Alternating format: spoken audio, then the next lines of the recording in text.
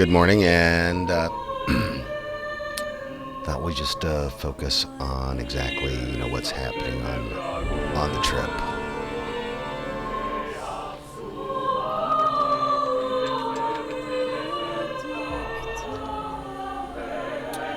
Made a few quality of life changes, and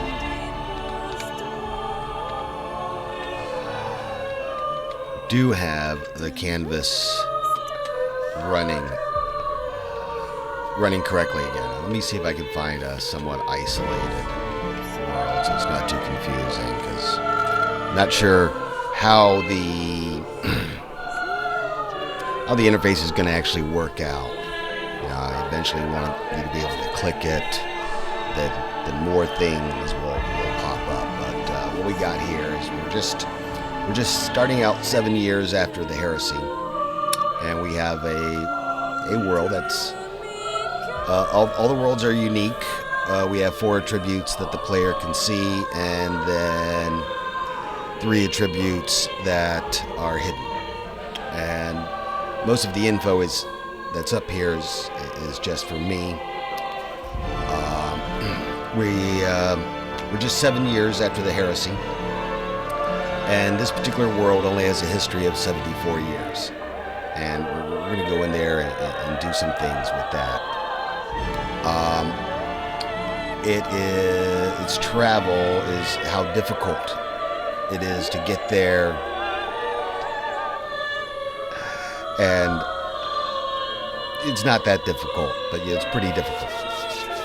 We're working on that. We're 3,000 light years from Terra, even though if we zoom out, we see we're barely across the map.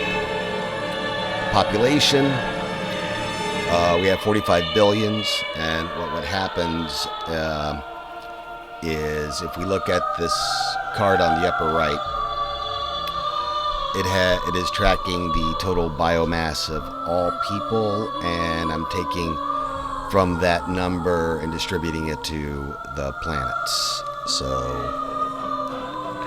But that's it's an estimate, because that's kind of a one-way street there. We have some beautiful art that Weezar provided. Some really nice old school looking Warhammer stuff. Some very Rogue Trader stuff. So I really love it, because I want the whole game to look like one of the nice paintings, a nice piece of artwork from the lore. Not there yet, and how to do the 3D ship level stuff is still a bit of a challenge. But so population of 45 billions, and that has a lot to do with the tarot card, which is telling us we have a total biomass of 9 trillion tons. And I thought it would just be fun to track humans, not in numbers, but in biomass. And then tonnage instead of people. And that's going to be about 13 humans, per ton. Now, these events that are popping up from shipboard life.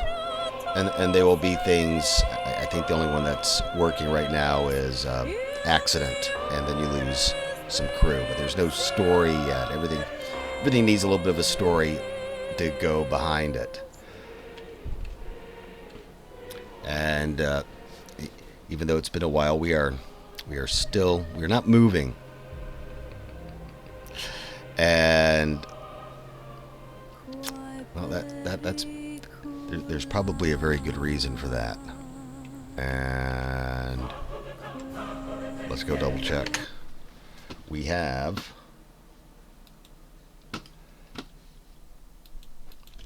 a beacon that's up there for him to follow. I don't know if any of the warp storms or anything like that are causing a problem. making the ship unable to travel, because it could be that I just reduced its speed by 100 because it was going way too fast. And maybe we can bring that back up a little bit.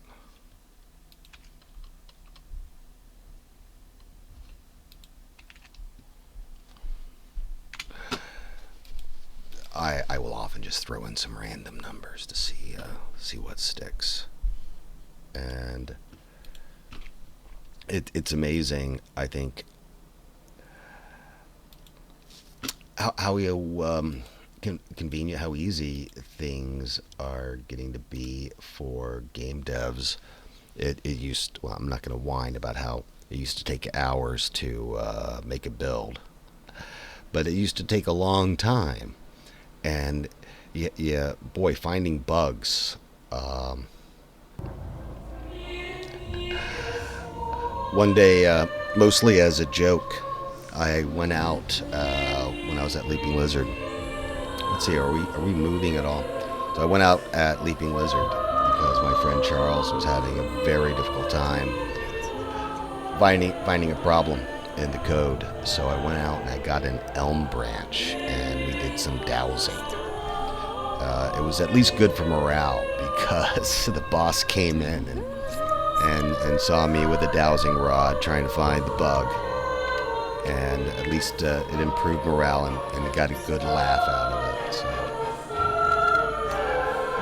we're going to find out why we're not moving. But I made camera independent of time control somewhat. And you know, the navigator is going to move when they are ready. And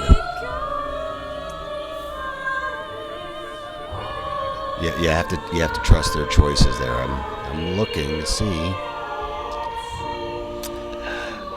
And no, I'm sure I'm just not telling it to do something at some point, but we're going to get there eventually. We're going to start to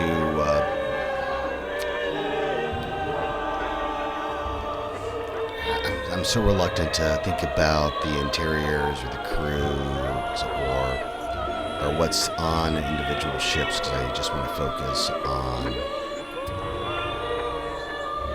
on the fleet right now, even though it's so tempting, because I do want the player to be standing on their virtual bridge, looking over their holographic map of the Imperium, and being able to then make some choices. Right now, I'm happy if the AI can make some choices, so that's where we're at, and we're not going to move this trip. We haven't moved last trip.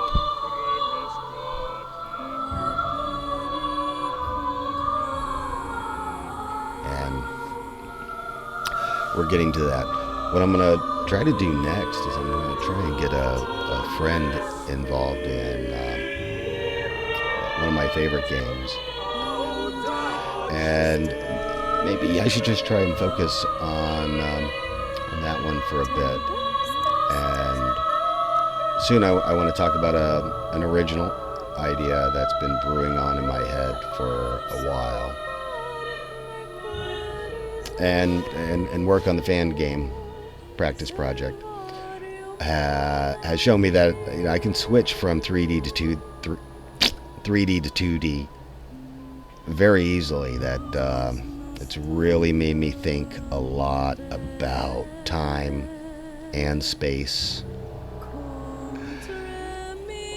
and what locality means. But yeah, going from 2D to 3D, that was so easy. It should be because of the holographic principle. All of the 3D information is there, but technically, you know, the galaxy is supposed to be very thin as compared to length and breadth.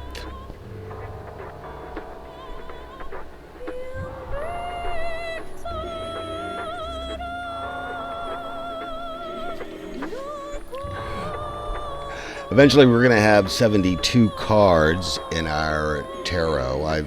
I brought the candle out larger because it's the one I'm working on right now, and the candle, I think I mentioned, represents all of humanity, which is on the decline because the candle is reversed. The man, woman, and child are different aspects of humanity, and the choices made there affect the candle. So the child is a little bit of is their hope for the future, and or not. And I'm trying to I have to make up a whole bunch of tarot cards. In the lore wise, there are 72, and I think maybe 30 or so are mentioned. And then I want to do something for the minor arcana, but I think the minor arcana might be things like the Eldar,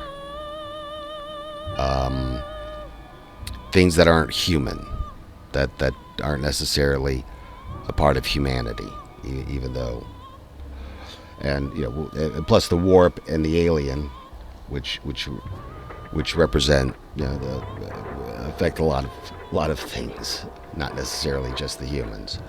So I'm sorry if that's too big to explain. I got a few notebooks.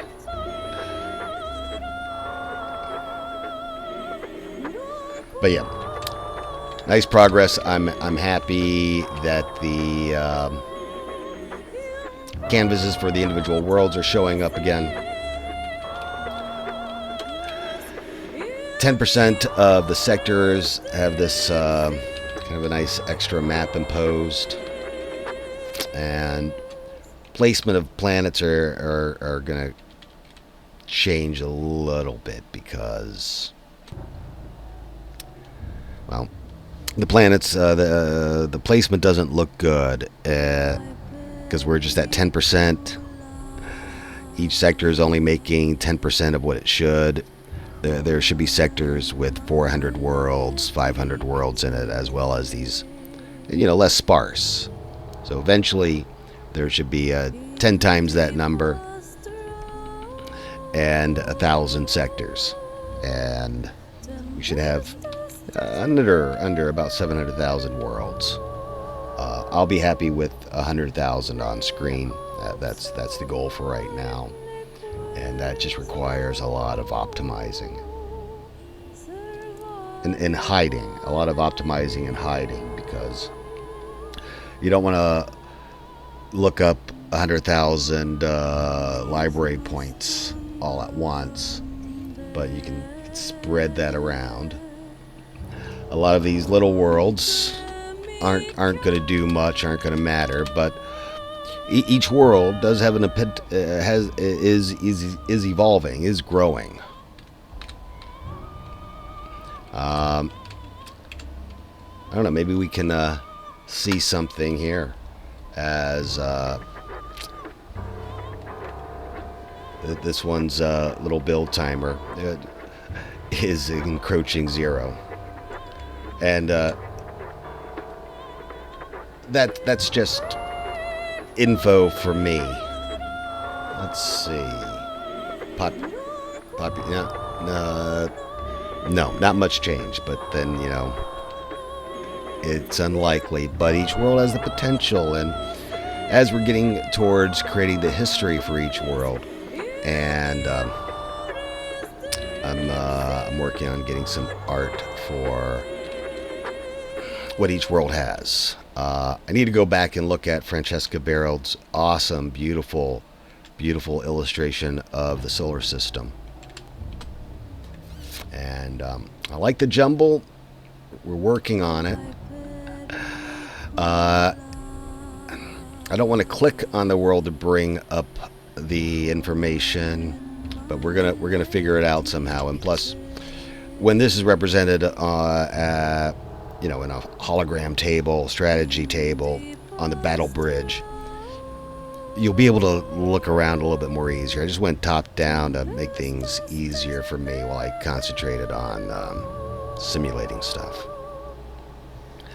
But thank you, and thanks for your patience. And let's see, we're not moving. Okay, I'm gonna suss that problem, and I hope everyone has a really good time.